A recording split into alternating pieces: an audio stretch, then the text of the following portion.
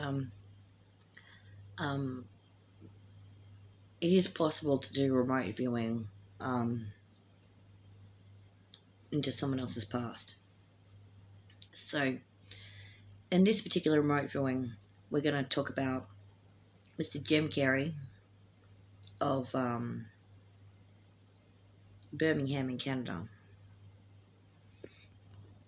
Mr. Jim Carrey is an introverted man with a kind heart who relied on his imagination as a shield, particularly in his youth. In the late 1980s, he encountered a book called Chaos Magic by Peter Carroll, just as he moved from Canada to the USA. And he attempted to be a renegade practitioner, not necessarily of malintent, but a bit erratic, until they reckon the early 2000s, when he was convinced by some people in Hollywood to join a group. That group was not happy with the idea of renegades. They wanted people to only practice if they were part of that group, and were making strides into infiltrating the imagery in Hollywood by that point. So Jim didn't want to join them. Yeah. Jim Carrey didn't want to join them because the ethos of Canada and the ethos of the United States is not the same. You'll probably find that the ethos of Canada is a little bit more egalitarian. Now, we know Canada is yet another country that has a long and complicated history with inequality, but because being somewhat less hierarchical is a social value, albeit not the same way that Australians usually do or are renowned for doing, he felt uncomfortable. He didn't fit in easily with the Hollywood social circles unless his imagination took over. His core personality as an introvert made it difficult for him to fit in a manner which was emotionally honest or did not provoke anxiety. So he did make friends, and easily, but at the same time, he also didn't. He didn't really prefer solitude so much as he preferred to unwind. So when he did those stage performances where he go rub a face or whatever, he just wanted to be unwind. He'd just be by himself for several weeks, even a month. So at one point he did it for 2 years straight. And he practiced his craft by himself for nearly 10 years. And as he got better at it and became more eccentric and started to make jokes about the club that was harassing him, they started to apply pressure. And in 2002, he was harvested. to try and force him to join their group, which he reluctantly did.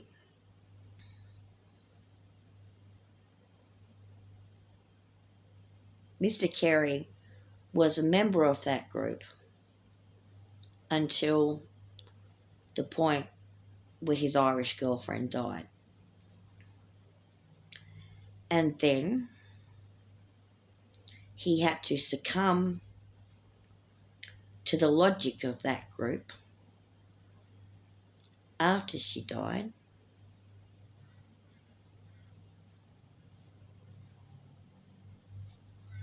and just resign himself to believing that Jim never existed in the first place. But in truth, Jim did. And Jim was scared, terrified of the hierarchy, terrified of the control that group was exercising and the increased control they were exercising in the USA.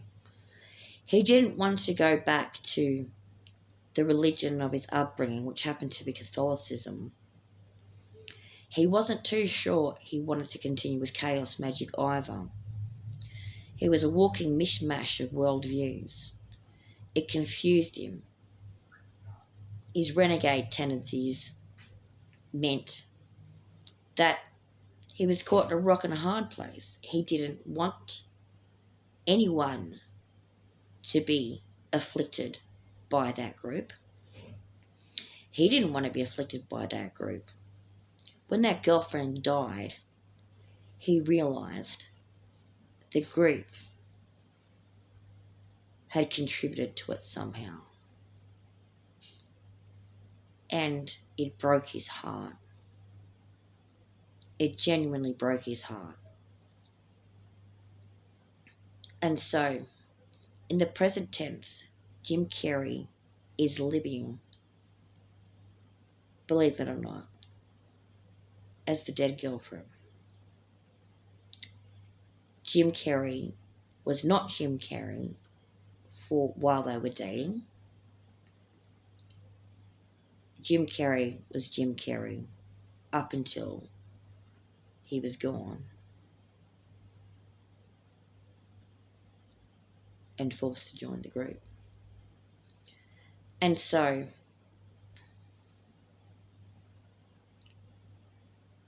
one of the things that wound up happening was that there were other defectors from that group in Hollywood. One of them, as it turns out, is Mr. Alfred Yankovic. And Mr. Alfred Yankovic has never been a part of that group and is a member of the Baptist Convention, and he wouldn't know magic if it was staring at him right in the face and he'd bilocated to someone else's head or had been remote viewed. Alfred was not aware that he was clairvoyant. Alfred was not aware that he was being asked to do things until he retired in 2022, when they made it obvious. And then he only worked temporarily. And his objective? To bring down that group as well. So we're pleased to report that that group is falling apart because of Jim Carey and Weird Al Yankovic. That's what their subconsciouses really wanted. Both of them struggled with the idea that the USA was that different from other places. It's a common thing for people to go through.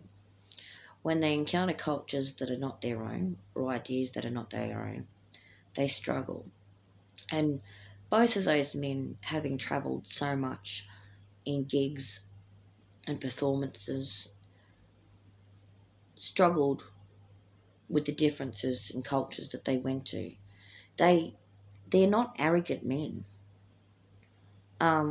They are men who were indoctrinated a little bit into the cult of celebrity, which is distinct from the club that's being referred to.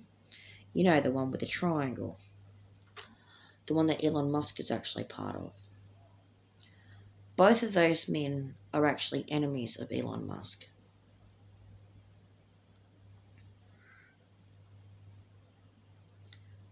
And you might want to take into consideration that there was a reason why Donald Trump was threatening to annex Canada and Australia at the same time. You also might want to take into consideration why Maui burnt down. That's where Weird Al Yankovic lived.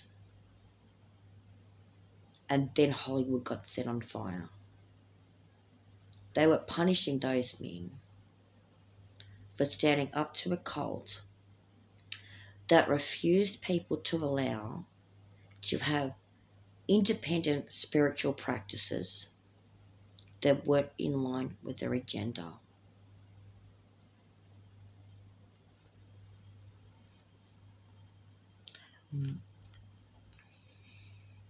Thank you, Jim Carrey, and thank you, Weird Al Yankovic.